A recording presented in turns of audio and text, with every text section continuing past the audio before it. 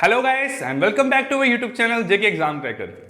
सबसे पहले आपको एक सीधा सा एक सिंपल सी बात समझाता हूं कि मैट्रिक्स एंड डिटर्मिनेंट के बाद हम सबसे पहले आपका वाइटल इवेंट्स पढ़ने वाले हैं, ठीक है। और जो आपका टाइम सीरीज एनालिसिस रह गया है उसको पढ़ेंगे, ठीक है। वो वीडियोस आपकी प्लेलिस्ट में आएगी, प्लस वही वीडियोस आपको अवेलेबल होगी हमारे पास जो क्रैश कोर्स है, ठीक है। आपको थ्योरेटिकल मिलेगा और साथ में आपको ऑब्जेक्टिव मिल जाएंगे। तो गाइस आज के बाद मतलब कोशिश करना कि जो लोग वीडियो देख रहे हैं वो कम से कम मैसेज ना करो इस चीज को रिलेटेड कि हमें जो आपका रिमेनिंग पार्ट है उसकी वीडियो कब प्रोवाइड होगी। आज की वीडियो आपकी मैट्रिक्स पे रहेगी, कल के आपके डिटर्मिनेंट पे, और उसके नेक्स्ट क्लास में हम थोड़े क्वेश्चंस करेंगे। अब आप बोलो कि सर ऑब्जेक्टिव आप करवा रहे हो लेकिन मैट्रिक्स एंड डिटर्मिनेंट को आप प्रॉपर तरीके से यहाँ पे समझा रहे हो जैसे आपने क्लास में समझाया था। तो गाइस देखो, मैंने कल किसी एग्जाम का क्वेश्चन पेपर देखा था तो उसमें बहुत ज्यादा क्वेश्चन आए हुए थे based on matrix and determinant पे। सो हमें कोशिश करनी है कि हमें एग्जाम क्रैक करना है, तो उसी तरीके से हमें लोगों को स्टडी करनी है। और बहुत सारे बच्चे हैं जिनको मैट्रिक्स एंड डिटर्मिनेंट का जिन्होंने नाम भी नहीं सुना हुआ कभी पहले, तो उनके लिए मैं यहाँ पे लेक्चर को एक कंपाइल फॉर्म में लेके आया हूँ कि आपका जितना भी मैंने 2-3 लेक्चर में वहां पे समझाया था वो सब आपको एक ही लेक्चर में यहाँ पे समझ आ जाए।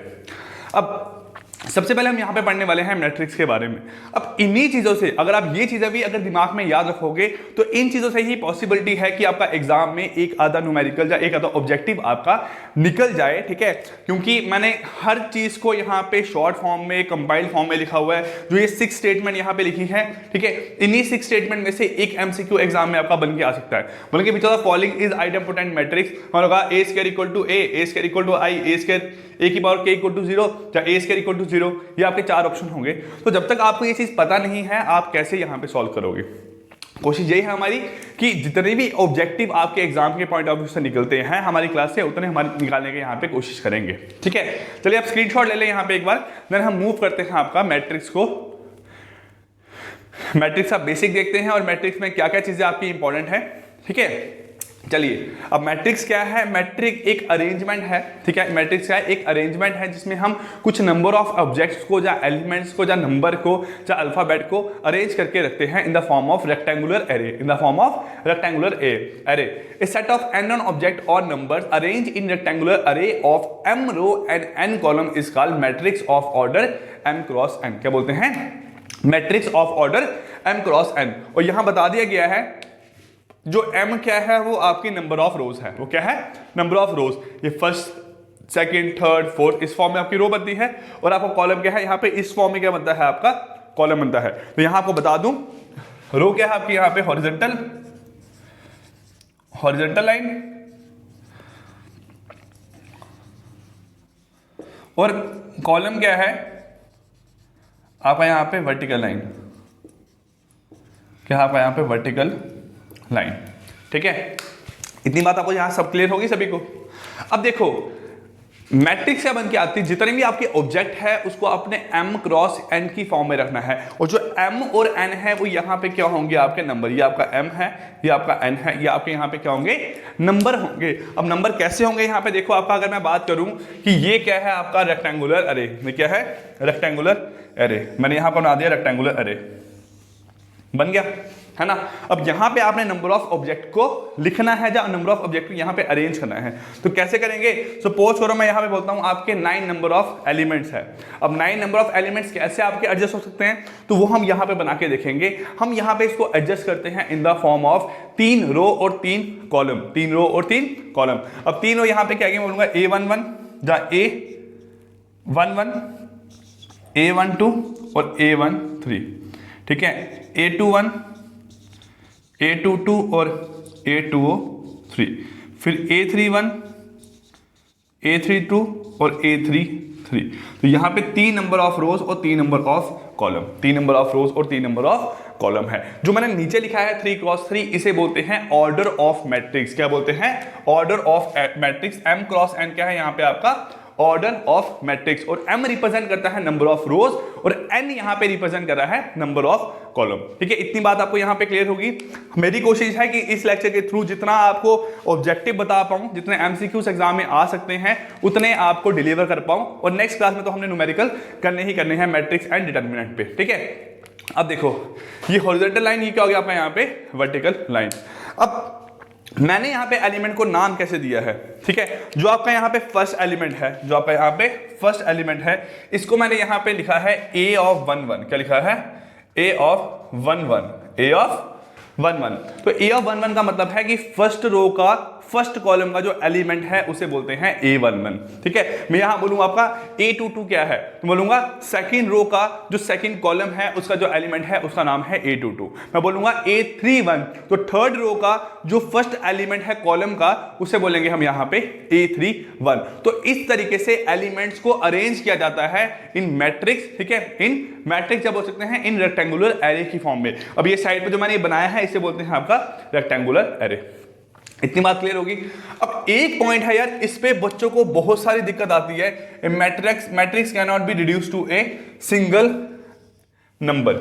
ए matrix can not be reduce to a single number, मतलब एक हाई ऑर्डर मैट्रिक्स, मतलब आपकी 2x2 की 3x3 की जो मैट्रिक्स है वो आपकी सिंगल नंबर की फॉर्म में हमारे पास क्या होती है, रिड्यूस नहीं हो पाती है। इस बात को ध्यान में रखना है। बच्चे बोलते सर और जब एक ही एलिमेंट होगा वो कैसे रिड्यूस होगी, उसको हम रिड्यूस नहीं कर सकते ना। मैं बात कर रहा हूं मैट्रिक्स और डिटर्मिनेंट के बीच का डिफरेंस। जो डिटर्मिनेंट है उसे हम रिड्यूस कर सकते हैं एक सिंगल डिजिट की फॉर्म में, एक सिंगल नंबर की फॉर्म में, लेकिन हम मैट्रिक्स को कभी भी आपका रिड्यूस नहीं कर सकते हैं किसी एक सिंगल नंबर की फॉर्म में। तो ये डिफरेंस था। आप लोग इतना परेशान हुए थे लास्ट जब मैंने आपको कंप्लीट लेक्चर डिलीवर किए थे कि सर इस बात का मतलब क्या है, हमें समझ नहीं आया। बहुत सारे बच्चों के मैसेज आए थे। तो ये बात को नोट कर लो कि एक मैट्रिक्स जो है हाई ऑर्डर की वो आपकी सिंगल ऑर्डर में रिड्यूस नहीं हो सकती है, सिंगल नंबर में रिड्यूस नहीं हो सकती है। आप इसको रिड्यूस कर सकते हो नहीं, मैट्रिक्स है, मैट्रिक्स की फॉर्म में ही आपने इसको रिप्रेजेंट करना है, ठीक है। तो ये बात आपने एक पॉइंट अपने दिमाग में घुसा लो कि मैट्रिक्स जो है वो आपकी सिंगल नंबर की फॉर्म में रिड्यूस नहीं होती है। देन बात आती है बेटा आपकी टाइप्स ऑफ मैट्रिक्स के बारे में। प्लस मैं एक चीज बता दूं कि आपको आज शाम को चाहे आज रात को चाहे कल सुबह की बात करूं एक वीडियो मिलेगी।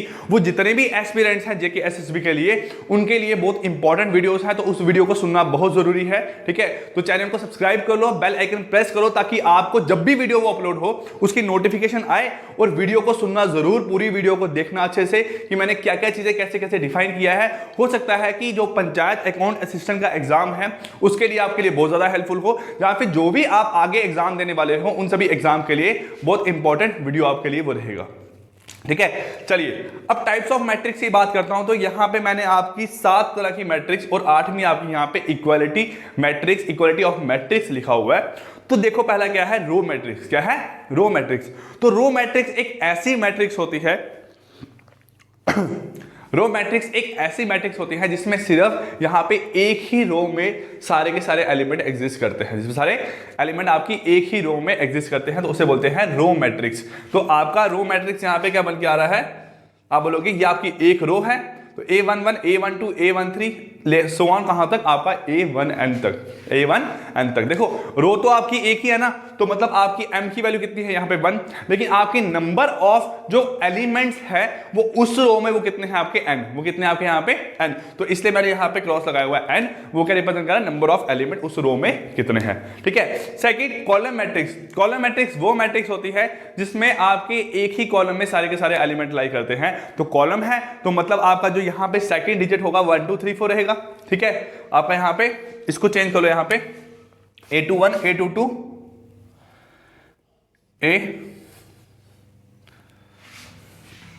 A11,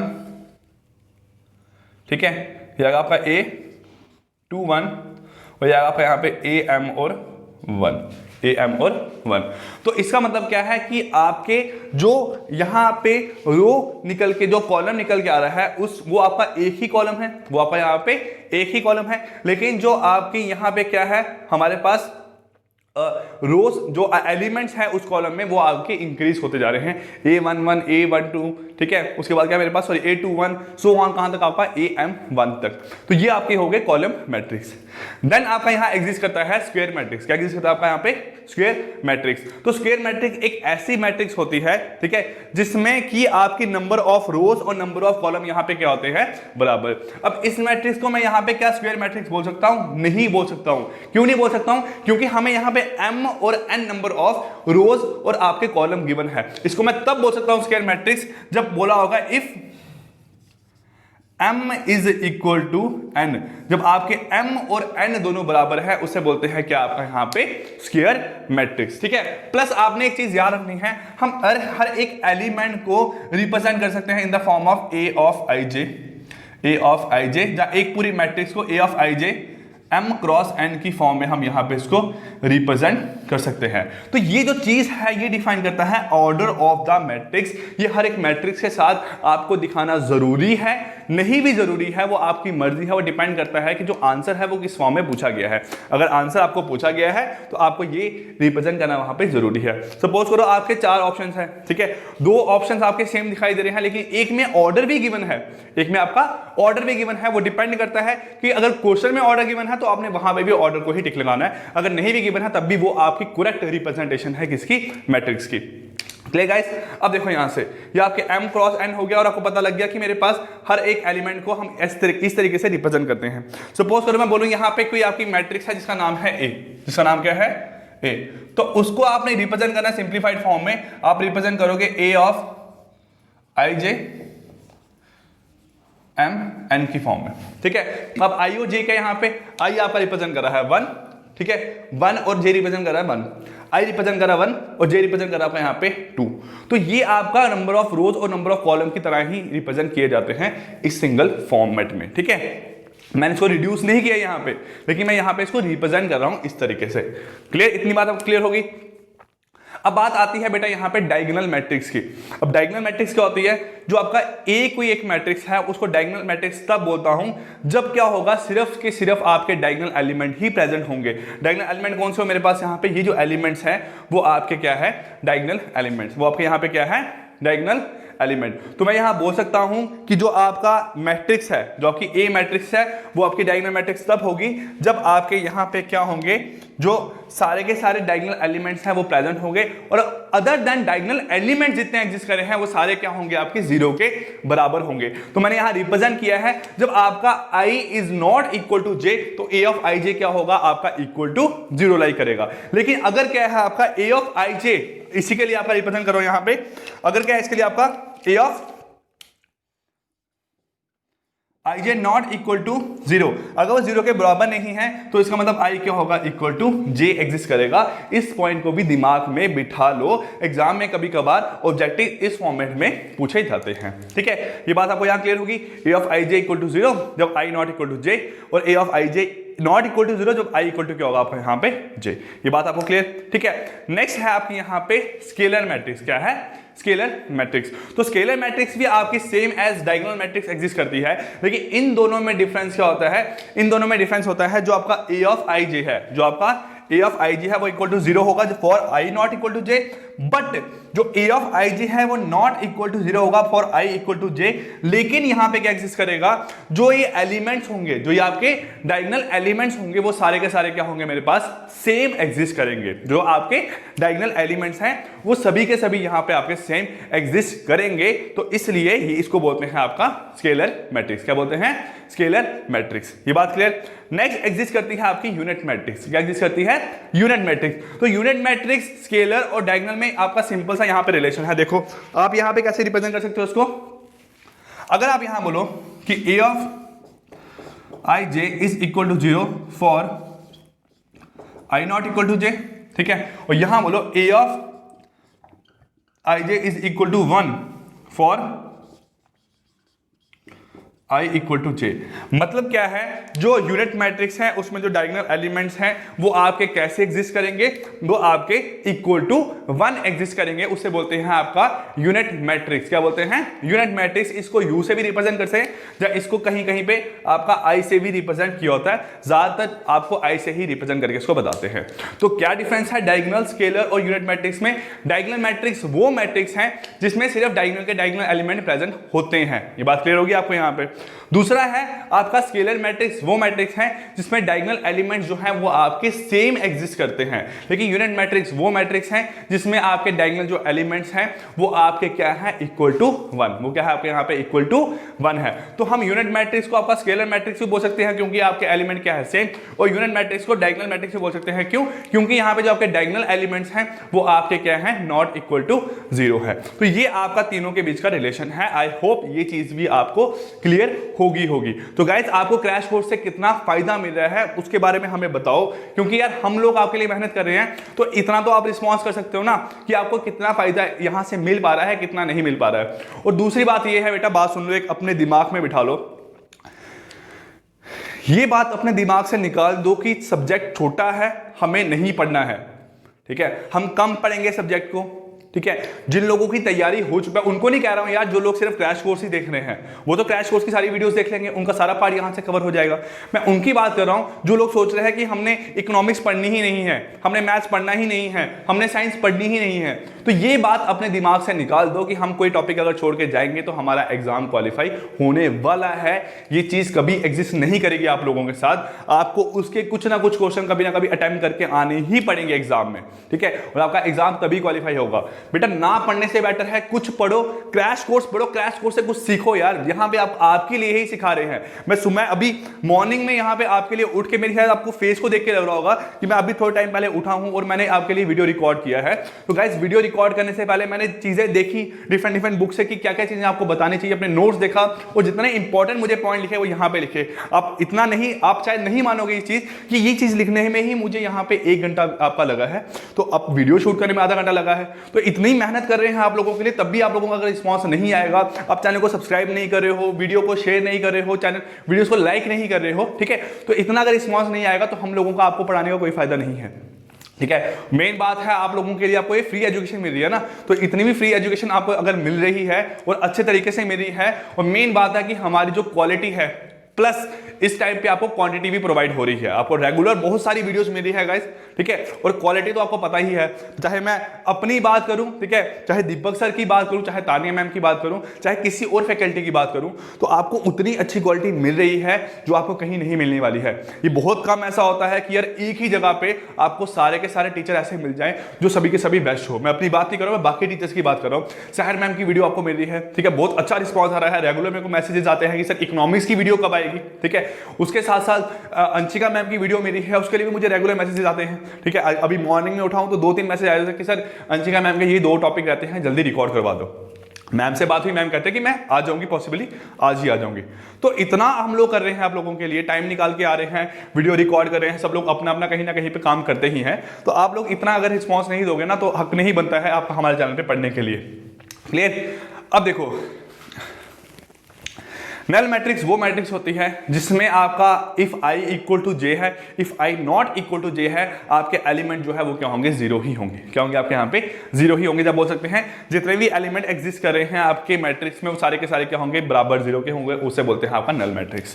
प्लस आपके अपर ट्रायंगुलर और आपके लोअर ट्रायंगुलर मैट्रिक्स आती है। अपर ट्रायंगुलर मैट्रिक्स क्या बोलती है कि डायगोनल एलिमेंट और डायगोनल के ऊपर जितने एलिमेंट होंगे वो सारे क्या होंगे, नॉट इक्वल टू 0, और जब डायगोनल एलिमेंट के नीचे एलिमेंट होंगे वो क्या होंगे आपके इक्वल टू 0।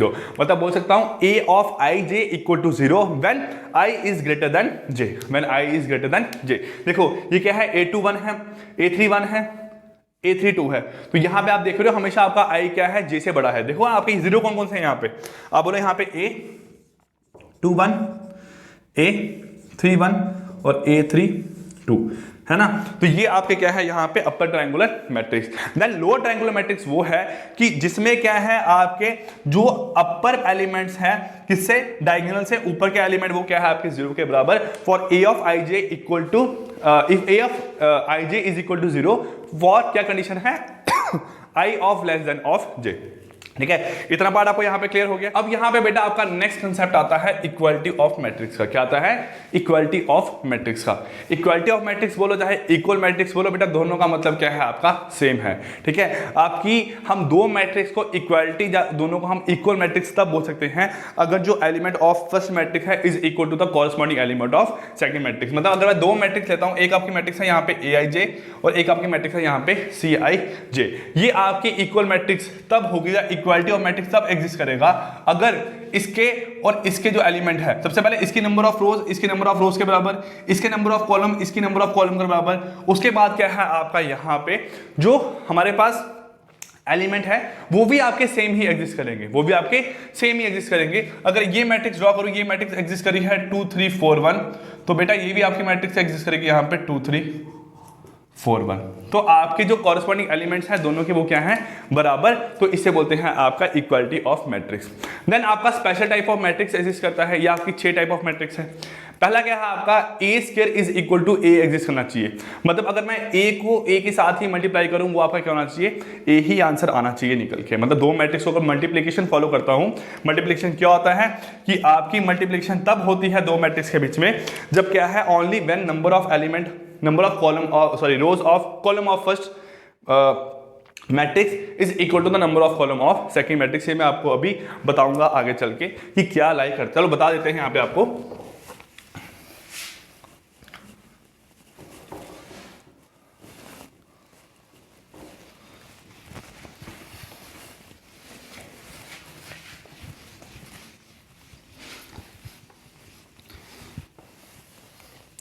ठीक है, क्या है आपका यहाँ पे, इफ दो मैट्रिक्स के बीच में मल्टीप्लिकेशन तब होगा, सपोज करो ये 1 2 3 1 4 और 5 है। ठीक है, ये आपकी एक मैट्रिक्स है। ठीक है, और ये आपका सपोज करो ये आपकी बी मैट्रिक्स है और आपकी ए मैट्रिक्स क्या है यहाँ पे 1 2 3 4 5 6 7 8 और 9। ठीक है, आप ए क्रॉस बी कब कर सकते हो, आप ए क्रॉस बी तब कर सकते हो जब number of column of first, आप देखो यहाँ पे क्या है 3 क्रॉस 3 3 क्रॉस 3। अब आप यहाँ बोलोगे मेरे पास आपके नंबर ऑफ रोज कितनी है, तो आप बोलोगे यहाँ पे नंबर ऑफ रोज है आपके 2 और कॉलम कितने हैं आपके यहाँ पे 3। वैसे सी मैट्रिक्स एग्जिस्ट कर रही है, वो क्या है 1 2 3 4 5 6। क्या आपका यहाँ पे 1 2 3 4 5 6। ठीक है, अब देखो गाइस यहां से क्या है आपका,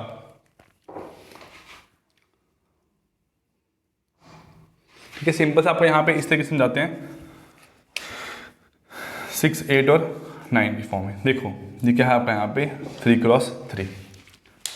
अब देखो इन दोनों मैट्रिक्स में आपकी मल्टीप्लिकेशन कब हो रही है, इन दोनों में आपकी मल्टीप्लिकेशन तब हो रही है जब क्या है, जब जो ए मैट्रिक्स है, जो आपकी फर्स्ट मैट्रिक्स है, सपोज करो वो आपकी m क्रॉस n के ऑर्डर की है, और जो बी मैट्रिक्स है वो क्या है आपकी यहाँ पे आपकी n और s मैट्रिक्स की फॉर्म में है, n और ns की फॉर्म में है, इसका ऑर्डर ns की फॉर्म में है। मतलब जो इसके नंबर ऑफ कॉलम है और जो इसके नंबर ऑफ रोज हैं वो दोनों क्या होंगी, इक्वल होंगी, वो दोनों क्या होंगी यहाँ पे आपकी इक्वल एग्जिस्ट करेगी, तभी आप यहाँ पे बोल सकते हो हमारे पास क्या है, दोनों मैट्रिक्स आपकी मल्टीप्लिकेशन पॉसिबल है। अब देखो इसकी नंबर ऑफ कॉलम कितने हैं 3, ठीक है, और इसकी नंबर ऑफ रोज कितने आप बोलोगे यहाँ पे 2, तो ये 3 है ये 2 है, इसको मल्टीप्लिकेशन कर सकते हैं, नहीं कर सकते हैं, तभी मल्टीप्लिकेशन पॉसिबल है अगर क्या हो, दोनों के पास क्या हो, आपके नंबर ऑफ रोज या नंबर ऑफ कॉलम क्या हो आपके यहाँ से बराबर एग्जिस्ट करे। ठीक है, वैसे ही अगर बात करूँ ये आपकी 3 क्रॉस 3 है, ये आपकी क्या है यहाँ पे 3 क्रॉस 3 की फॉर्म में है, तो इसकी नंबर ऑफ रोज क्या है आपकी इसके नंबर ऑफ कॉलम के बराबर है, तो हम a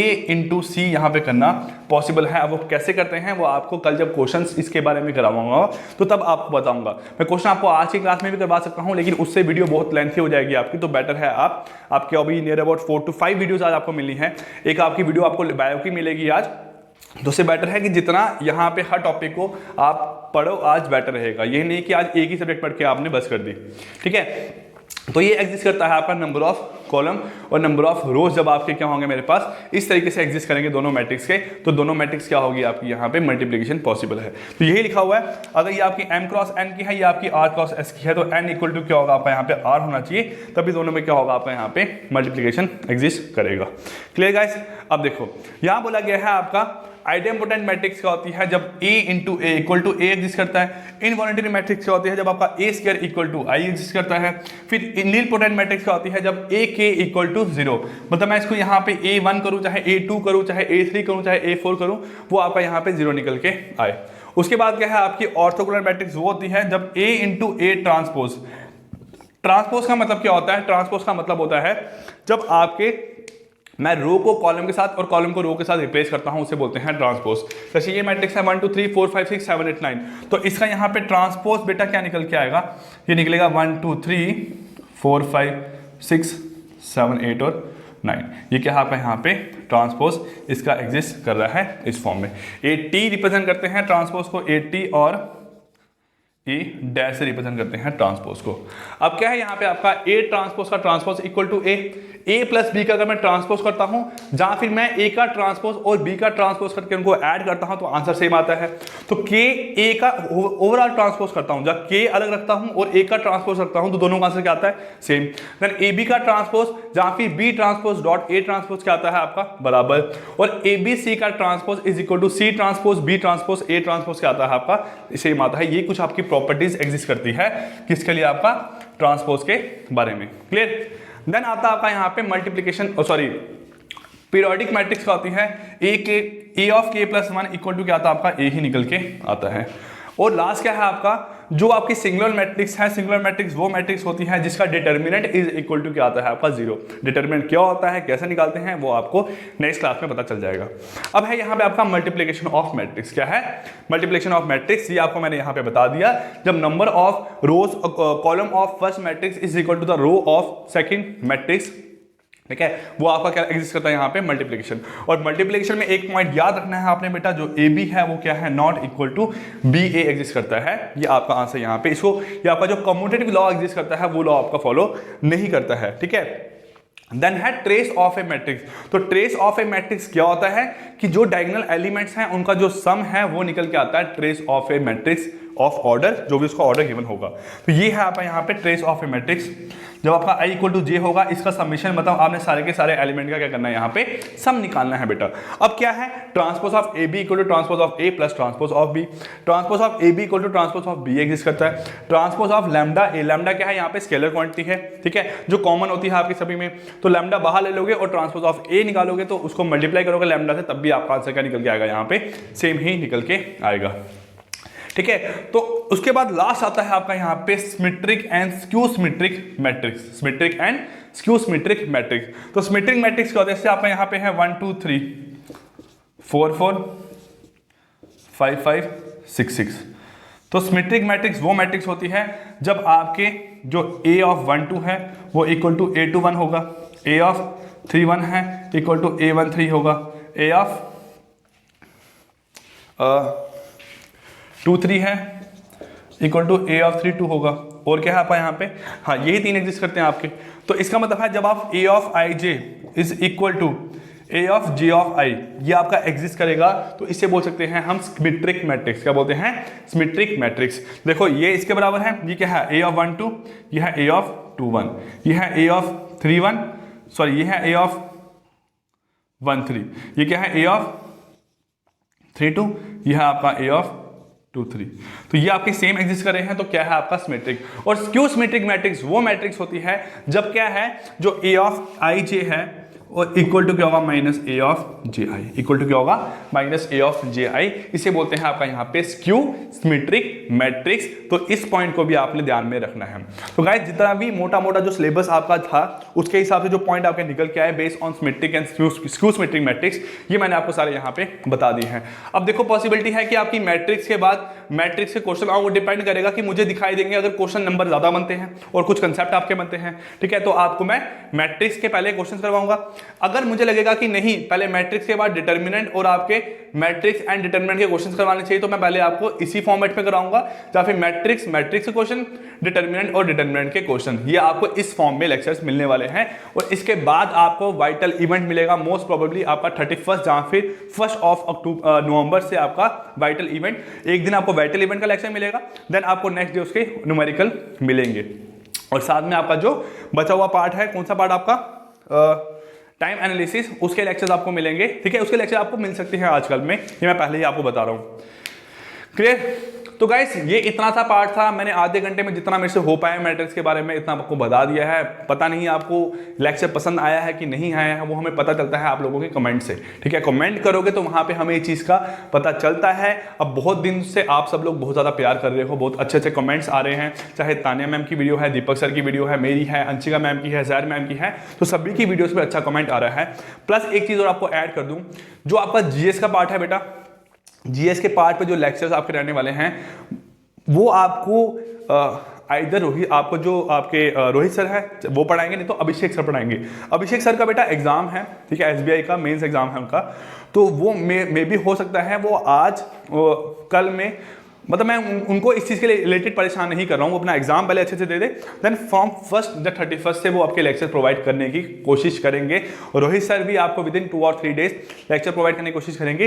लेकिन हो सकता है कि आपको विकास सर आज 1-2 दिन तक आपको लेक्चर्स को प्रोवाइड करे बेस्ड ऑन जो भी आपके टॉपिक्स हैं जीएस के, जो सब्जेक्ट वो पढ़ाते हैं उसके रिलेटेड। Clear guys? तो खत्म करते हैं आपकी आज की क्लास, मिलते हैं कल क्लास में आपकी। इसके बाद आपकी कंप्यूटर की क्लास और अकाउंट्स की क्लास, ठीक है। और आपको आज केमिस्ट्री की एक क्लास और एक बायो की, एक इकोनॉमिक्स की, ये आपकी 6 क्लासेस आने वाली है, ठीक है। कंप्यूटर की क्लासेस का शफल हो सकता है, वो डिपेंड करता है कि ताना मैम किस टाइम पे अवेलेबल है, ठीक है। लेकिन जो आपकी बाकी क्लासेस हैं वो आपकी टाइम टू टाइम ही आपको मिलती रहेगी। अकाउंट्स आपका 4 बजे आता है, वो 4 बजे ही मिलेगा आपको, ठीक है। जो आपके केमिस्ट्री, इकोनॉमिक्स, बायो के लेक्चर्स हैं, कोशिश करेंगे कि 6, 8 और 10 के बीच में आपके अपलोड करें, और ताने मैम का लेक्चर आपको 1 बजे आपका मिल ही जाएगा। क्लियर? तो गाइस खत्म करते हैं आपकी आज की क्लास, मिलते हैं नेक्स्ट क्लास में, तब तक के लिए take care, goodbye, thank you.